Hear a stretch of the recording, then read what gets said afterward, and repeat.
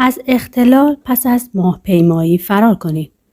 باز آلدرین، فضانورد آپولو 11، یکی از نخستین کسانی بود که به ماه رفت. از او پرسیدند چه حسی داشت. پاسخ شاعرانش این بود: دلتنگی عظیم. سالها گذشت و مردی که 3 ساعت روی ماه راه رفت درگیر افسردگی و الکل شد. بی هدف بود. پس از آن تجربه تحول آفرین نمیتوانست هیجان و اشتیاقی در وجودش بیابد.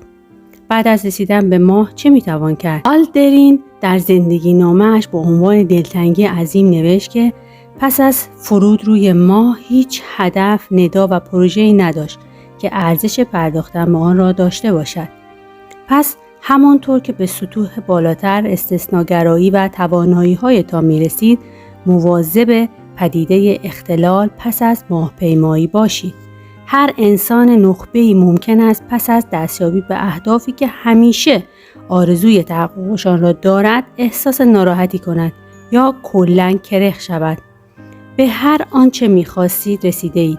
احتمالاً به اهداف جسورانه‌ای رسیده‌اید که هیچ کس توانایی محقق کردنشان را نداشته است. حالا همان شهرت، شوق، ثروت و زندگی را دارید که در غنی‌ترین خیال‌ها و با شکوه‌ترین رویاهایتان داشته‌اید. موفق شده‌اید. حالا جزء افراد برجسته، برتر و حقیقی زمینید.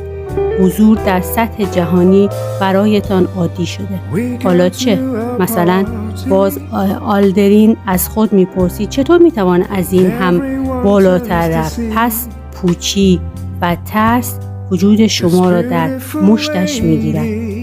راه حلش چیست؟ ساده است.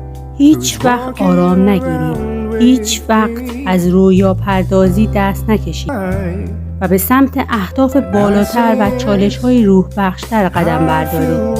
مدام فردوس‌های مخفی، خلاق و نادیده را کاوش کنید. همیشه خود را غرق در نور روشن جهان‌های نامعلوم کنید. همواره ماجراجویی‌های نشاط‌بخش را در آغوش بگیرید. مثل قهرمان‌ها با جنبه‌های ناشناخته‌ای از خود شگفت انگیزتان آشنا شوید. چون بزرگترین اندوه زندگی این است که هیچگاه تمام حقیقت وجودتان را نشناسید.